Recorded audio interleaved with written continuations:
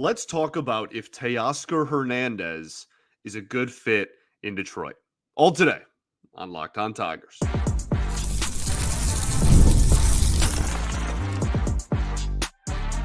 You are Locked On Tigers, your daily Detroit Tigers podcast. Part of the Locked On Podcast Network, your team every day.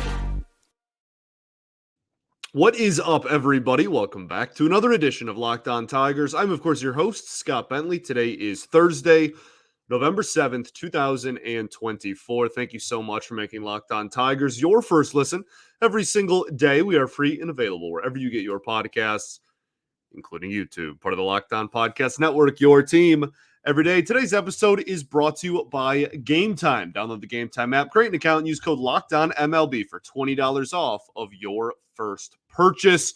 Welcome in, welcome all, everybody. Happy Thursday.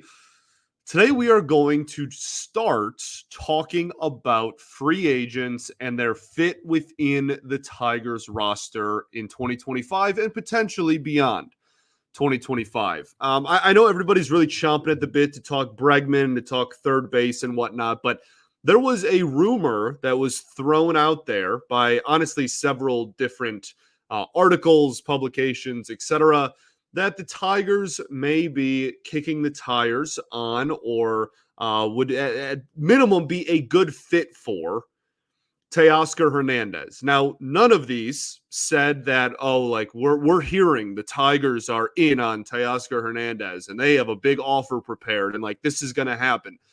This is just simply other journalists and writers and media personalities saying, hey, that might be a good fit. That is all this is. And I want to make that abundantly clear at the beginning of the episode. Okay, now that we have that out of the way, let's talk about whether Teoscar Hernandez is a fit for your Detroit Tigers. Last season, 2024, this season, he hit 272 with a 339 on base percentage, a 501 slug that came out to an 840 OPS. He had a 3.5 win season, 3.5 F4. I had someone in the comments yesterday ask about what F4 was, what it stood for, etc. We had talked about it, I want to say a few weeks ago, but WAR is just wins above replacement. How many more wins are you crediting or costing, if it's negative, your team when compared to a replacement level player? A middle of the road replacement level Major League Baseball player, and the F is just Fangraph's formula for it. There's R-WAR with Baseball Reference. There's honestly, I think at least two more outside of that as well. I use Fangraph's WAR most of the time. It's also not gospel. It's not. I don't believe that. I'm not one of those people that's WAR is the only thing that matters. I think it's a tool to tell a story. I don't think that people should just look at this one number and be okay, this is all that matters when evaluating a player, which is why we're going to talk about Teoscar Hernandez for 20 to 30 minutes, because I think a lot more than just the WAR matters. But I think it's also a good tool to use because it's the closest thing we have to giving these to evaluating players down to one specific number in terms of their all-around game. So hopefully that's somewhat clear. Again, I don't love it as a end-all be-all, but I do think it's a nice tool to throw in there. He also had an 8.1% walk rate, a 28.8% K rate, 33 home runs, and 99 RBIs. I think that with this fan base, all eyes are kind of on Bregman and the starting pitching market, and that Teoscar Hernandez is potentially a really nice fit, as we will discuss as this continues to go on for the Tigers. And I don't think very many people are, at least we're talking about it. Maybe now that, we're talking about it on here and some publications have rumored, not even rumored, that's not even the right word, have discussed how that might be a decent fit for the Tigers. Maybe that picks up steam a little bit. He obviously had a great year in 2024. And when you look at his career, it's really interesting because he was a 1 to 1.5 win player when he was with the Blue Jays. And then the COVID season happened and he was in his late 20s by then too. and he exploded. And he hasn't really looked back either. He's hit 25 to 33 home runs each of the last 4 seasons. His OPS has been over 800 in all but one of those seasons. He had an 840, as we said earlier, in 2024. And that 840 OPS would have been the second best OPS on the Detroit Tigers, only behind Kerry Carpenter in 2024. And his 33 homers would have been comfortably the highest mark on the team for the Tigers. That's almost 10 more than anybody else. We only had one 20 home run hitter in 2024, and it was Riley Green who hit 24. So he would have been pretty comfortably the highest home run total on the team as well. So why him specifically? I think that his profile just really fits the player that we have been talking about on here and that the fan base has been discussing that they kind of want to add to this team this winter, almost to a T. And there's certainly flaws in his game, right? Like he's not a perfect player, and we'll talk about those a little bit later.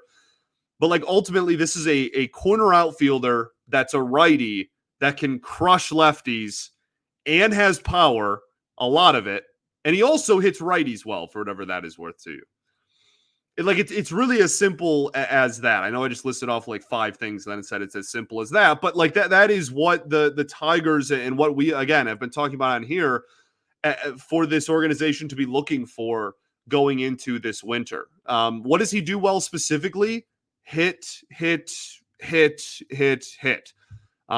hits absolute lasers as well. 94th percentile in barrel rate, 91st percentile in expected slugging percentage, 81st percentile in hard hit rate. His slugging percentage was over 500 this year, which is a very good mark. Like he just crushes the baseball constantly. Also, it's not like a all in or all out type of approach like we see with some power hitters, Joey Gallo, Adam Dunn, like whatever example you want to use. He also has a career 263 batting average and hit over 270 just this past season while maintaining a league average walk rate. And that's not to be disrespectful to Gallo and certainly not Adam Dunn, who had always have really good walk rates. Maybe Gallo not as much lately, but like Adam Dunn, that was his thing. Like he walked a boatload too, and nobody gave him credit for it. Anyway, ADHD tangent there. Hernandez also walks at around a league average rate, or at least did this past season.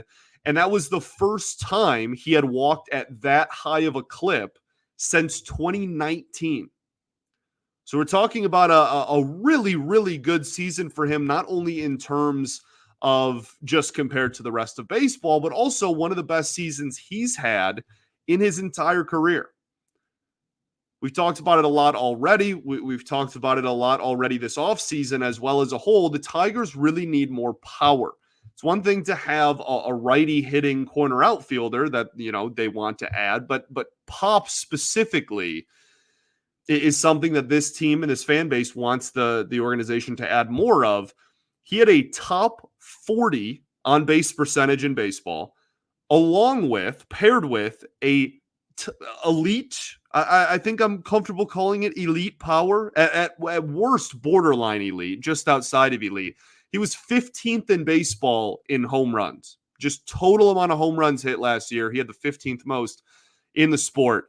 And he had the second highest WAR he has put up in a single season since 2021 when he had a 4-win season. Now, the real kind of nitty gritty, and I think that probably one of the biggest reasons as to why he's on a lot of people's radar is specifically because of the damage he does to left-handed pitching. We will talk about that right after this. Got to talk to y'all today about our friends over at Robinhood Gold. With Robinhood Gold, you don't need a silver spoon to eat up the financial favors of the 1%. Robinhood Gold allows others to get rates and perks usually reserved for the high society. Now, the resourceful individual with Robinhood Gold can earn the very liberal rate of 4.5% APY on universal cash and rewarded with a handsome 3% retirement boost on an IRA account.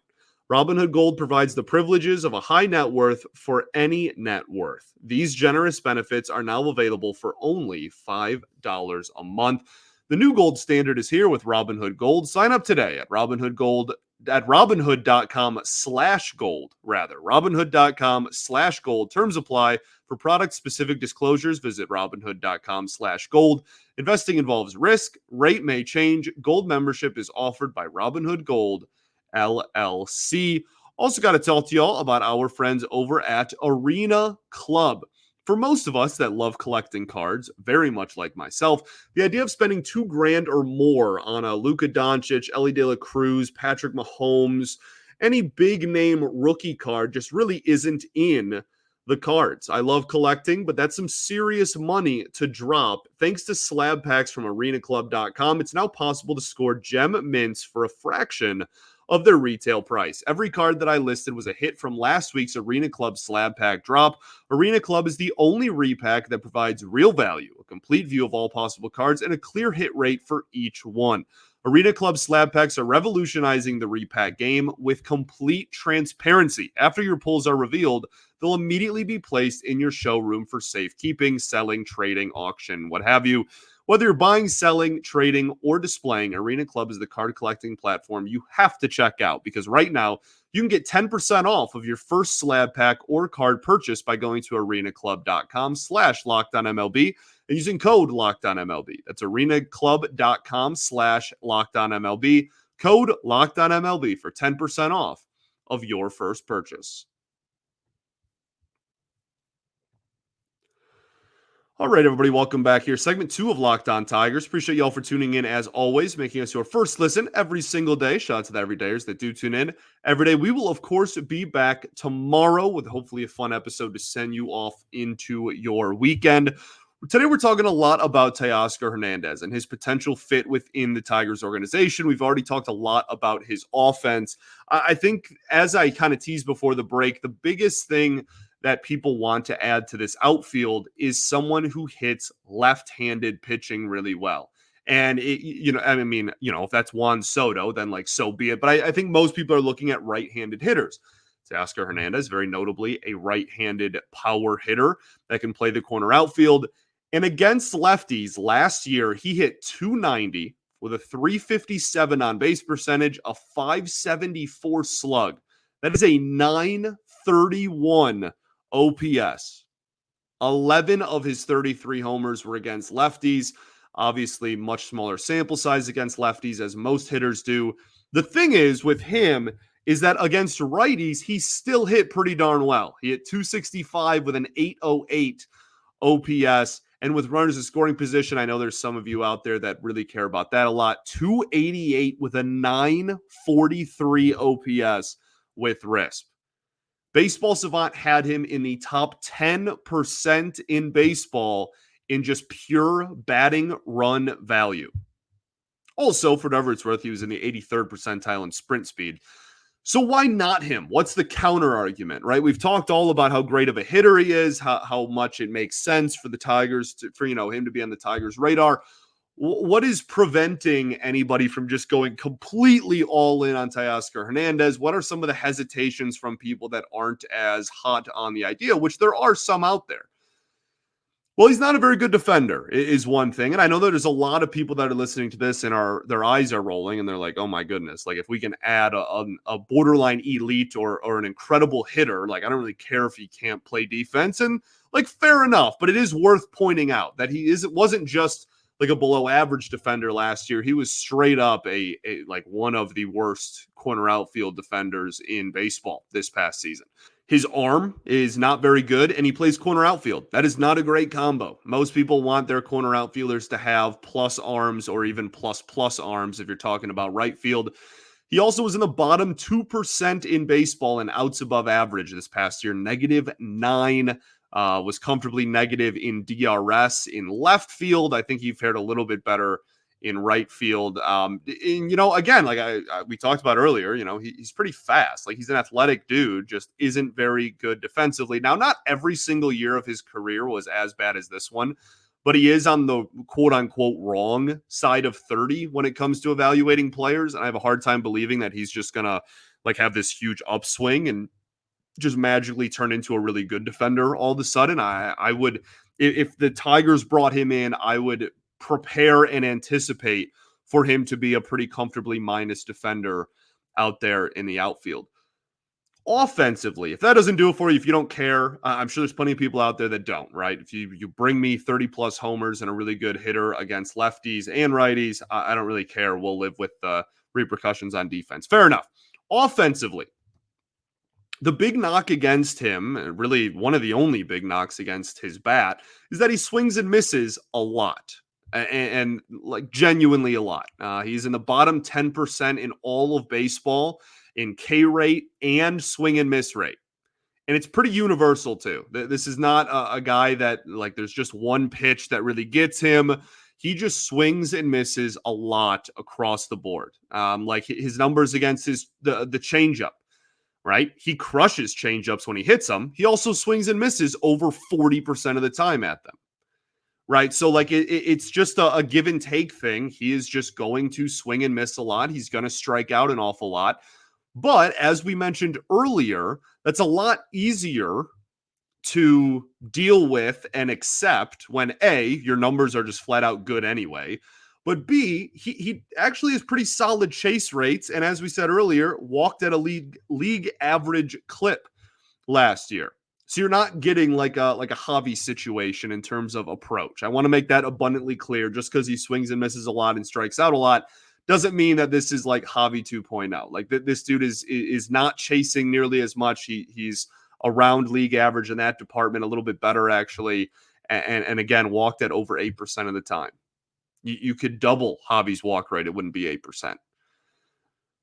Fit is pretty straightforward, and we've been alluding to it a lot this entire episode already. This team has 3 starting caliber outfielders, and they're just all lefties. And one of them really hasn't proven that he can hit left-handed pitching at all. And there's serious question marks about whether all 3 of them long-term are going to hit lefties. Now that's different, varying concern across the board. I have really all the faith in the world that Riley Green's going to be able to hit both handedness pretty well. Parker Meadows did really well in the second half against lefties, much better than he did in the first half and last season. Kerry Carpenter's the one that really, A, doesn't get too many opportunities, and B, when he does, hasn't really done too much with them. The great thing with Hernandez and his fit within this lineup is that it actually does give you a little bit of flexibility because he isn't a pure platoon. Like he can hit righties well as well. So you can play all 4 of them when a righty is on the mound and then platoon him for Kerry Carpenter and open up DH when a lefty's on the mound. Or if you want to DH Teoscar Hernandez, then Matt Vierling can go play right field when a lefty is on the mound or anything like that. Like there is a little bit of flexibility just because he can just kind of, you want him in the lineup every single day, especially if you are going to give him the money that he is likely to command. And that leaves us with the final part of this conversation, which is the contract. Okay. Is he going to be worth the amount of money that he's rumored to get? Are you comfortable giving him that amount of money? A bunch of other questions involving that price tag that we will get to right after this. Got to talk to y'all today about our friends over at Game Time. Game Time is the best in the business, and they have a new feature called Game Time Picks that makes getting tickets to your favorite teams even easier. It's awesome. And really it's besides and outside of just sports as well. It is pretty much anything that you need a ticket for. Concerts, comedy, theater, you name it. And the new feature Game Time Picks filters out the fluff to show you only incredible deals on great seats. So you don't have to waste your time going through thousands of tickets. They have so many great features over at Game Time. Seat views, you can get a panoramic view of your seat before you purchase it. All-in pricing, where it shows you your total up front. There's no surprise fees at checkout or anything like that. And obviously, your purchase is covered with the most flexible customer service policy in the entire ticketing industry. So take the guesswork out of buying tickets with Game Time Picks. Download the Game Time app, create an account, and use code LOCKEDONMLB for $20 off of your first purchase. Terms apply. Again, create an account and use code LOCKEDONMLB for $20 off. Download Game Time today. What time is it? Game time. Also, got to tell to y'all about our friends over at FanDuel. Get ready to tackle the NFL action with FanDuel, America's #1 sportsbook. Because right now, new customers can bet $5 and get $150 in bonus bets if you win. The FanDuel Sportsbook app gives you everything you need to place bets on the NFL all in one place. So when you get a hunch in the middle of a game, you can check out the latest stats, view live play-by-play, and so much more on the same page where you place all of your bets. Just visit FanDuel.com to join today, and you'll get started with $150 in bonus bets if you win your first $5 bet. That's FanDuel.com, and never waste a hunch and make every moment more with FanDuel, an official sportsbook partner of the NFL. All right, everybody, welcome back here. Third and final segment of Locked On Tigers. Appreciate y'all for tuning in as always. So talking about Teoscar Hernandez, the big question is money, right? The Athletic put out a fantastic article earlier in the offseason where their staff of writers projected and predicted the contracts, the exact years and terms for the top 50 free agents in baseball. We will reference this article and the price that is put in these articles a lot throughout the offseason and when we're having conversations about whether to or not to sign a certain player. They have, Teoscar Hernandez is 32 years old. They have the 32-year-old getting 3 years and $75 million. And some other publications even have, again, as we mentioned earlier, Detroit as a potential suitor. As far as term goes, the amount of years, I'm totally fine with 3 years. I have zero issue or reservations with that. 3 years doesn't scare me whatsoever, especially for a guy in his early 30s. I'd imagine he'll want a multi-year deal. We have to remember the drama from last year with Teoscar Hernandez, where he was a free agent and he wanted a multi-year deal, and nobody wanted to give him a multi-year deal. So he signed a 1-year deal with the Dodgers and just said, all right, well, I'll just, rake for 1 year on a World Series contender and play with some of the best players in the world and be a part of this really dangerous lineup, go win, and then become a free agent, get my multi-year deal next year. That is the situation we are in. So I am almost certain he is going to be desperately looking for multiple years on a deal. 3 years for 32 years old does not concern me or push me away from this whatsoever. Now, for all you math geniuses at home, unlike myself, $75 million divided by 3 would be $25 million a season for Hernandez. That is a steep price. I am not going to sugarcoat it. And again, this is a few writers at The Athletic. Who knows how accurate this is? Who knows what type of what type of information influenced this projection? Maybe it's nothing. Maybe it's pretty close. It is a couple people's projection from one place. So I want to make that clear as well. This isn't like he's definitely not going to sign for less than this or whatnot. But that is a lot of money for a guy who plays corner outfield and isn't bringing you much value outside of the batter's box. Because if the hitting declines, you're kind of toast, right? He's not going to provide anything else for you. If he hits his age 33, 34 season and falls off a cliff, you're just stuck with it. In the same vein, you could say that about pretty much every free agent who's ever lived, right? If they stop hitting, you're screwed. Well, yeah, that's kind of how it works. And he had a bounce back year in 2023. He actually, again, this is the second best year probably of his entire major league career. And that was after a kind of a step back season in 2023. Now, I actually think the Dodgers are going to try pretty hard to get him back. I want to make that very clear as well. I think that they are, I'm not sure he's the first priority of the offseason for them, but I do think that he is someone that the Dodgers are going to try their darndest to bring back to at least 2 or 3 years. But in terms of the Tigers fit, I think it's a good fit. I do. And I think something the Tigers could more than afford.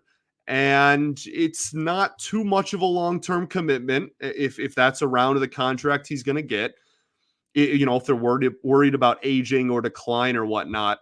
Is it perfect? No, it's not like the most perfect candidate ever, but like if that existed, then we'd all be freaking out and want to give like that player $5 billion, right? Like the perfect player doesn't really exist, period. So I think if situationally, if Harris is given a budget of, I don't know, $50 million for the winter, I don't know if I'd want half of that to go to Teoscar Hernandez. I don't know if I like him that much.